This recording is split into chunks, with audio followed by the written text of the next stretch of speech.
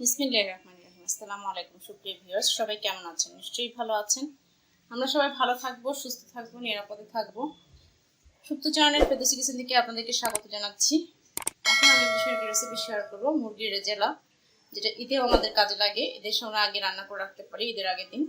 আর আমি এমনি বাসাতেও রান্না করি মাঝে মধ্যে, সেটা আপনাদের সঙ্গে শেয়ার করব। আমি একটা প্যান চড়িয়ে দিয়েছি অলরেডি।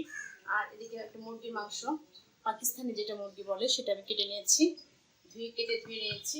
এখন প্যানটা গরম করে নিলাম। এদিকে দিয়ে দিব সব কিছু। তেল দিচ্ছি পরিমাণ মতো, সরিষার তেল দিয়ে রান্না করলে ভালো হয় রেজালাটা। সরিষার তেল দিলাম। এখন আমি এর মধ্যে দিয়ে দেবো সব মশলাগুলা। একটা তেজপাতা চিড়ে দিলাম। আর এখানে নিয়েছি আমি 4টা এলাচ, 4 টুকরা দারচিনি, লবঙ্গ আর গোলমরিচ। মশলাগুলো দিয়ে দিলাম। মশলাগুলো আগে আমি নেড়ে চেড়ে ভেজে দিব। মশলাগুলো অলরেডি ভাজা হয়ে গেছে। এখন আমি একটু নেড়ে নিব।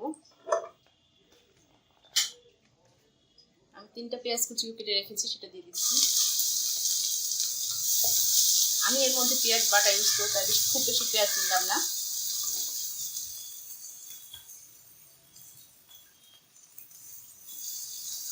পেঁয়াজটা একটু ভেজে নেব।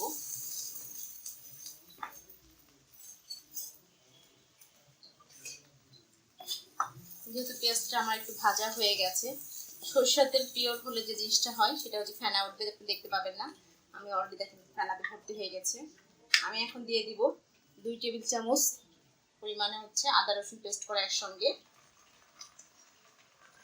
জিরা পেস্ট 1/2 টেবিল চামচ,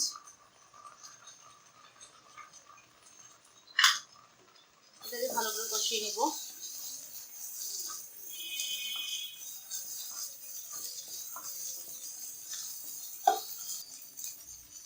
মরিচের গুঁড়া 1 চামচ একটু কম, যেহেতু ঝাল কম খাই এর জন্য।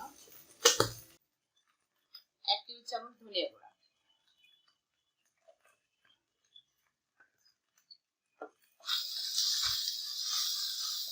এখন আমি এর মধ্যে দিয়ে দিব পেঁয়াজ পেস্ট করে রেখেছিলাম 1 কাপ পরিমাণ। পেঁয়াজটা দিয়ে দিচ্ছি, পেঁয়াজ পেস্ট করাটা।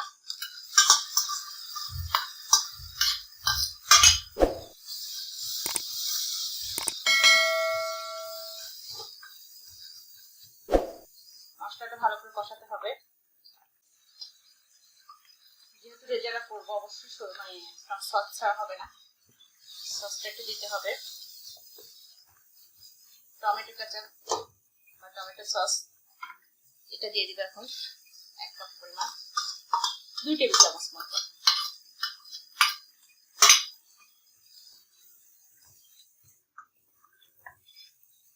সামান্য পানি অ্যাড করবো কষানোর জন্য।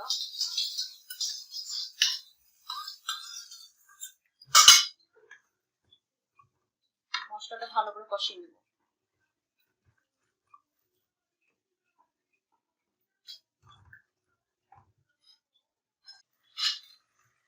রেজালা করতে দইও দিতে পারেন আপনারা, দই ছাড়াও হবে, দইটা দিলে বেশি ভালো হয়। তবে আপনারা লিকুইড দুধের পরিমাণে গুঁড়া দুধটা দিলে বেশি ভালো হবে। আমি আজকে গুঁড়া দুধ দিয়ে করবো। এটা গরম পানির মধ্যে মিক্স করে নিচ্ছি একবারে।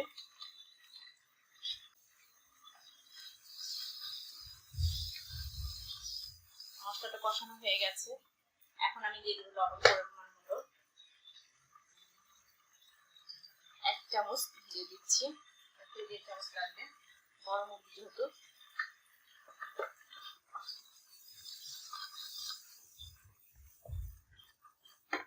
মশলার গ্রেভিটা অনেক সুন্দর হয়ে গেছে। এখন এর মধ্যে দিয়ে দিব আমি মুরগির মাংসটা। তেলটা যখন ভেসে আসবে তখনই দিব।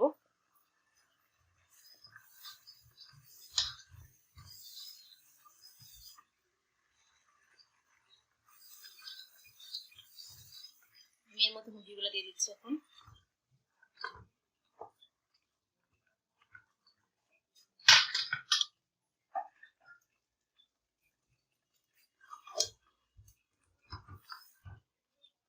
মুরগিটা ভালো করে কষিয়ে নিতে হবে।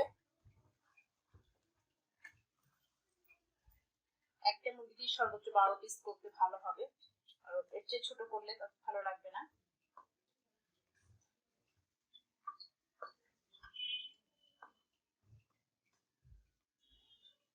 সুন্দর করে মাংসটা কষিয়ে নিব। 5 মিনিট পরে ফিরে আসবো। ফিরে আসলাম 5 মিনিট পরে। মাংসটা অনেকটা কষানো হয়ে গেছে। এখন আমি এর মধ্যে অ্যাড করব যে দুধটা আমি গুলিয়ে রেখেছিলাম 1 কাপ পরিমাণ, সেটার মধ্যে দিয়ে দেবো।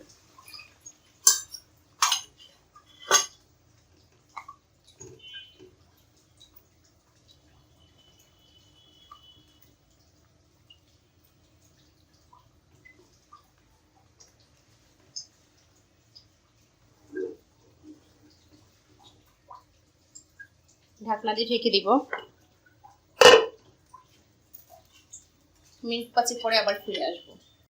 5 মিনিট পরে ফিরে আসলাম। এখন দিয়ে দিব জয়ফল গুঁড়া,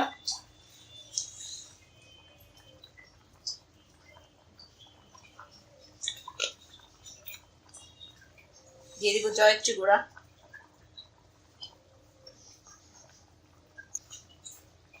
ভালো করে মিশিয়ে দিব।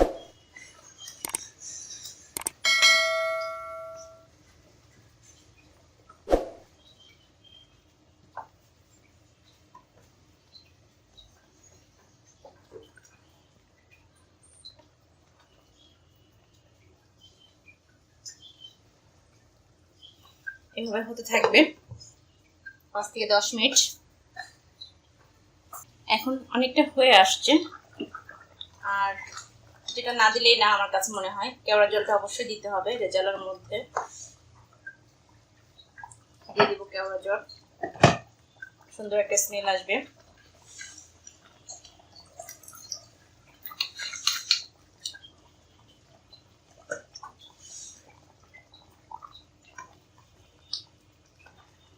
ঢেকে দিব না হওয়া অবধি পর্যন্ত।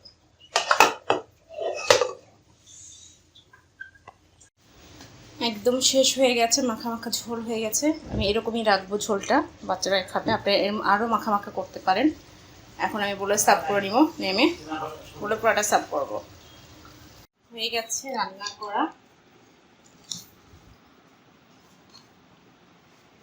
বলে সার্ভ করছি।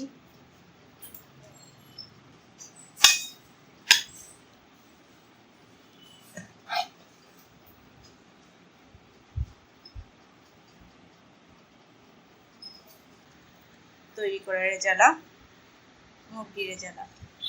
গরুর মাংস দেওয়া হয়, খাসির মাংস দেওয়া হয়, তবে আমি মুরগি দিয়ে করলাম। আপনারা মুরগি দিয়ে করতে পারবেন। মুরগির অনেক আইটেম সবাই পছন্দ করে, অনেকে খাসি গরু খেতে চায় না, সেক্ষেত্রে মুরগির মাংসটা অনেক সবার জন্য প্রিফার করে। এটা আপনারা বাসায় ঝটপট তৈরি করে নিতে পারবেন। এর মধ্যে এটা মানে ব্যতিক্রম একটা আইটেম হবে। যাই হোক, শেষ হয়ে গেল রান্না করা। আপনারা পছন্দ মতো করে খেতে পারবেন। অবশ্যই বাসায় ট্রাই করবেন, ভালো লাগলে কমেন্ট করে জানাবেন। এর আরও অনেক কিছু দেওয়া যায় এর মধ্যে। আমি সিম্পলি রান্না করে দেখিয়েছি আপনাদেরকে। বাসায় মানে যে কোনো জিনিস থাকবে সেই জিনিস দিয়ে আমরা করে নিতে পারি। রেজাল্টটা গেস্ট আসলে ব্যতিক্রমভাবে রান্না খাওয়াতে পারি, সেভাবে করেছি। আপনারা অবশ্যই ভালো লাগলে কমেন্ট করে জানাবেন। আর বেশি বেশি শেয়ার করবেন, বন্ধু বান্ধব আত্মীয় স্বজন যারা আছে তাদের সঙ্গে শেয়ার করবেন। আমার চ্যানেলটাকে সাবস্ক্রাইব করবেন, পাশে বেল আইকনে ক্লিক করবেন, সেটাতে পরবর্তী রেসিপি করে জন্য পেয়ে যাবেন নোটিফিকেশন আকারে। সেই পর্যন্ত আমরা ভালো থাকবো, সুস্থ থাকবো, বাসায় নিরাপদ থাকবো। আশেপাশে সব কিছু আমরা পরিবেশ পরিস্থিতি সব কিছু স্বাভাবিক মেনে রেখে চলাফেরা করবো। হাজির হবো অন্য কোনো রেসিপিতে। আল্লাহ হাফিজ।